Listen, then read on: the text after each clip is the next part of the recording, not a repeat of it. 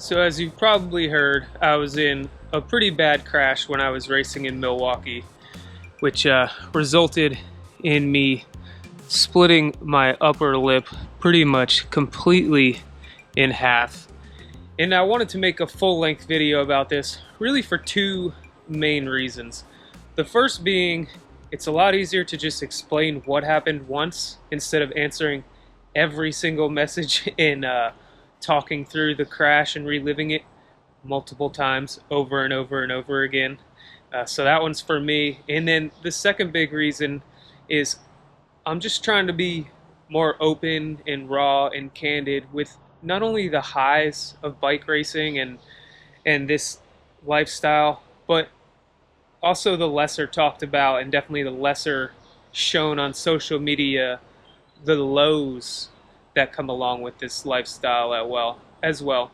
And for people with type A personalities, it's hard to just live in the middle where there's not these crazy highs and unfortunately also the associated crazy lows every once in a while. But in this day and age when it's so easy to post only the good things on social media, it's important to show that there's also plenty of bad moments and missteps along the way. And you know what happened in Milwaukee, like, there's no beating around the bush. It just sucked. And I think it's important to talk about that because there's plenty of people out there who are struggling, myself included, with depression and anxiety, and in my case, a bit of PTSD from my past life on active duty. But you're not alone. There's plenty of really great parts out there. And then there's plenty of moments just like this where you end up face hitting the pavement with a lip split in half. So just to start off, where was I and what happened?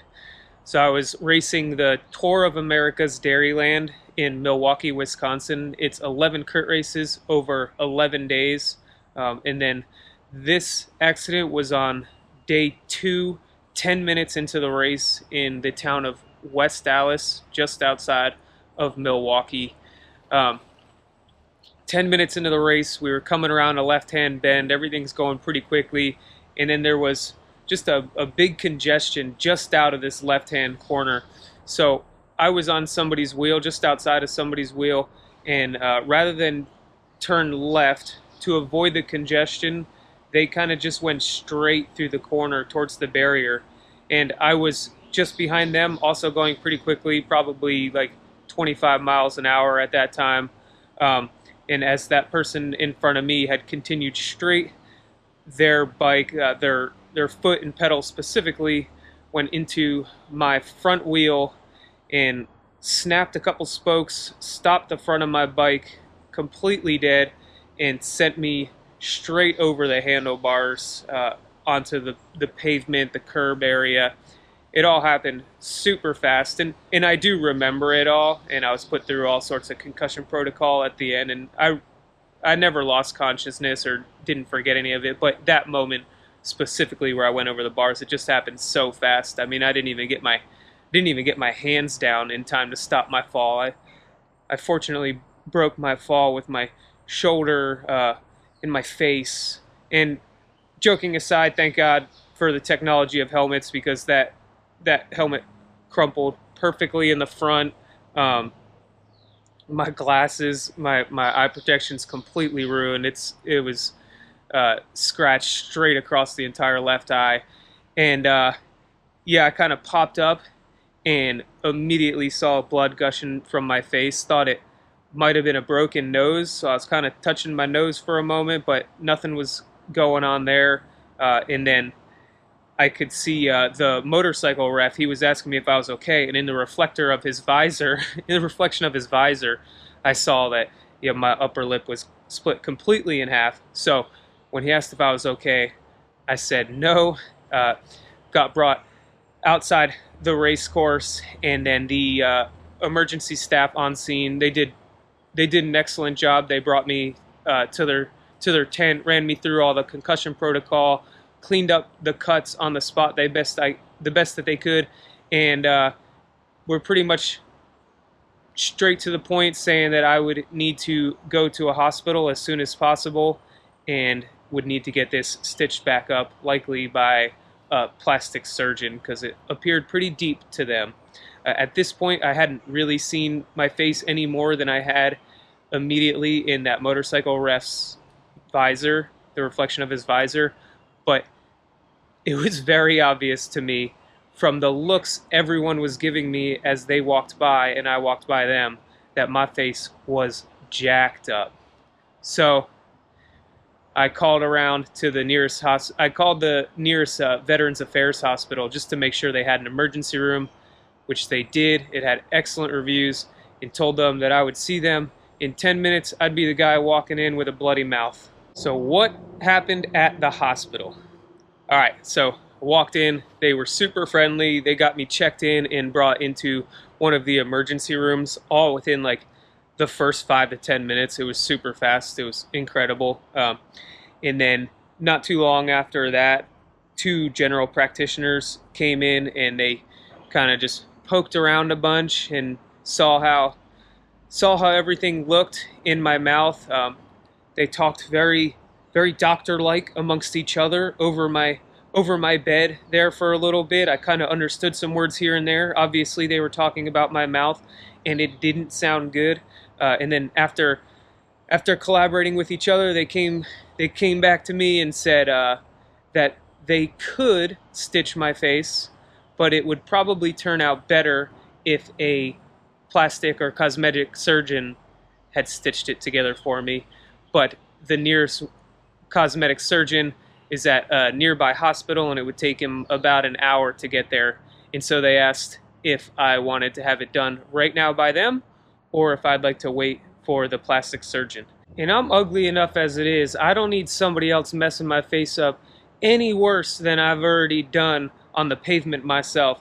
So I kindly informed him that I would be more than happy to wait 1 hour for a plastic surgeon to show up and do it right. So it took about an hour on the dot, exactly what they said. Thankfully, there was an old TV. Looks like it was made in about 1920, 1930 on the wall. So I was able to keep myself a little bit occupied and my mind off the fact that my face was split in half while I waited. And when this surgeon showed up, the plastic surgeon, he was incredible, just super friendly, really nice, funny, and we were just chatting it up. And then the worst pain of this whole process, this is where the worst pain came in. When he put the needle in for the lidocaine and was just going up near the sinus, and man, I was whimpering. It was not a good look for me. But that by far of this entire thing was the worst pain I was in the whole time. So he gave that, put the lidocaine in, gave that a few minutes to set in, and then yeah, he started doing his job and he stitched it all up. I couldn't feel a thing. You know, once the numbing agent was in there, it was just felt like somebody was kind of just kind of tugging around on the skin on your face, but not painful at all. He finished up, took him like 30 minutes to stitch it all up. I still hadn't seen my face at all at this point. He put in about 15 to 20 stitches, he said. We were kind of chatting the whole time, so I don't think he was thinking about the number of stitches he was putting in. So when I asked him at the end, he kind of laughed and said everybody always asks that, but he didn't remember. So somewhere around 15 to 20 stitches in here. And then that I was actually pretty much good to go. He sent the plastic surgeon left. He sent the general practitioners and the nurses back in, and then they ran me through the process to leave the hospital.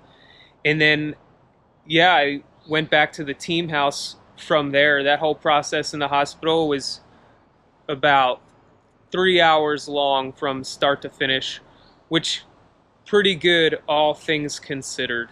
And yeah, I was just super thankful for that incredible VA hospital there in Milwaukee. So I'm back home now, and it's almost a week later, and let's talk about what my lingering symptoms are.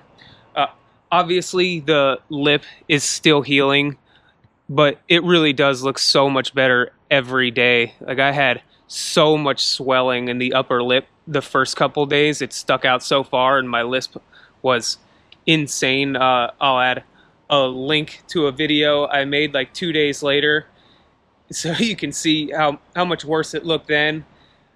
And so the swelling's gone down a lot, but still a little bit of swelling, still a bit of a lisp.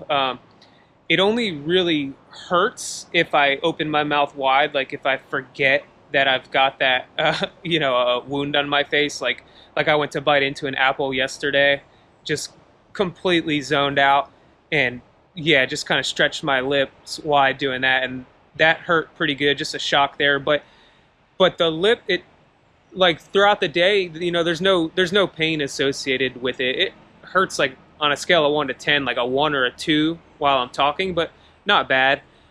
So that's getting better every day. I've got some pretty serious bruising going on my right shoulder as well, but that is also getting better every single day. So not too terribly worried about that. The thing that kind of scared me for a little while was every day since the accident, I've kind of had a lingering headache, so I'm kind of just like praying no concussion symptoms going on there, but I have had a lingering headache every day. But just like every other injury I just listed, it's getting noticeably better every day. Each morning I wake up and feel better. In my mouth feels better, less swelling, and my shoulder feels better, and less headaches as time goes on. But undoubtedly, all of those things are still there. I get a lot of questions of how are you doing? It's like the answer is always, in as far as normal health goes, pretty badly. Like I'm not doing so hot, but compared to where I could be and where I was on June 14th, I'm doing a lot better. In the last part of this video, I just want to talk about what's next, because the truth is, like, my confidence has taken a huge hit. This is the second really bad crash I've had this year. I crashed pretty badly during Speed Week on May 5th, Cinco de Mayo, the day before we moved to North Carolina, and had terrible road rash, some of which I'm actually like still healing from, and had like chipped my tooth during that crash. And then here we are a month later, and I've got another crash that put me in the hospital. So, like, of course my confidence is just a bit low. My mental state is certainly lower than it used to be, or than it's been recently. I mean, it's tough when the thing you love, like I love racing bikes, I love training hard. It's tough when the thing, your favorite hobby, is like breaking you so badly. Like it becomes part of your, doing this stuff becomes part of your identity. Like it's part of who I am.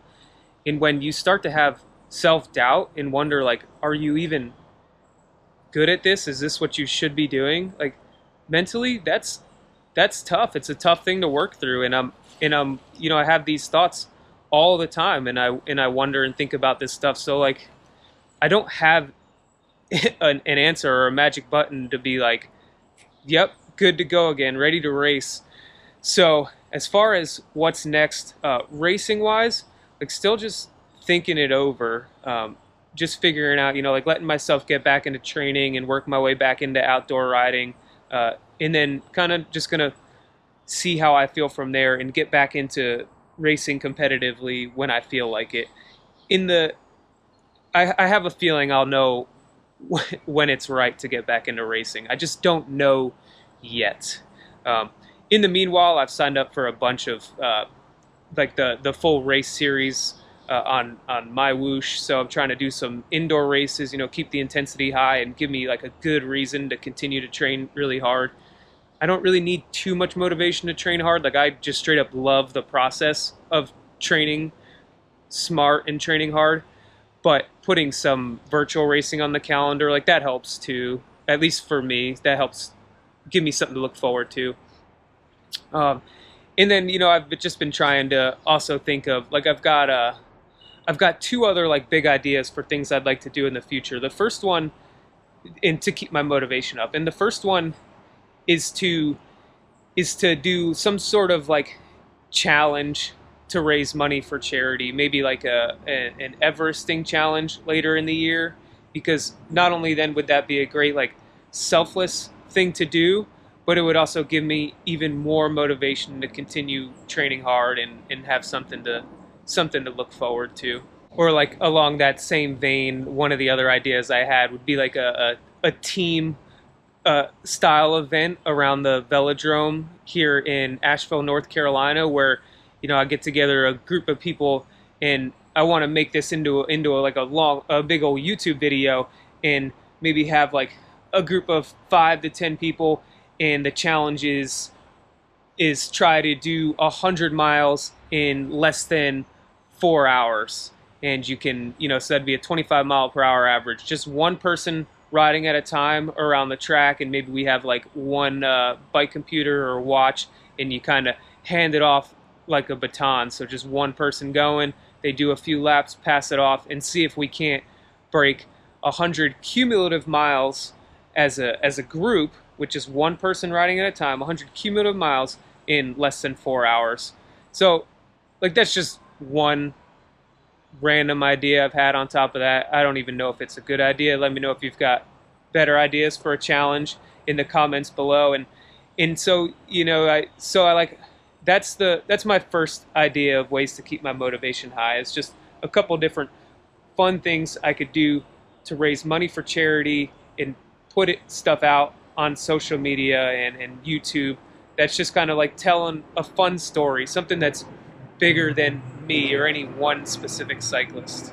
And then my second idea for keeping motivation high and keeping my mental space in a good place is to just work my way back into racing with like a phased approach. So I mentioned that I'm already signed up for doing some online races, and then I'm going to seek out some more just fun races, like low stress fun races or fun events to do outside after that, and then just slowly work my way back into the more competitive events, back up to the level where I was, rather than just go straight back into the high level criterium racing, because like mentally I'm just not there right now. So I think the best approach would be a phased approach, where I just keep it low key, start with things that are safe, not stressful, and kind of just reintroduce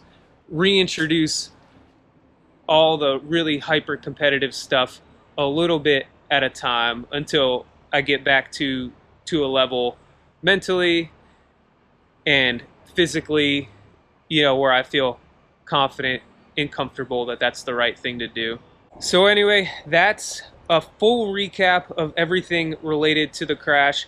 I'm just going to finish this video by saying thank you so much to everybody who's reached out and expressed sympathy and offered me their well wishes. And I've had so many people ask if there's anything that they can do for me.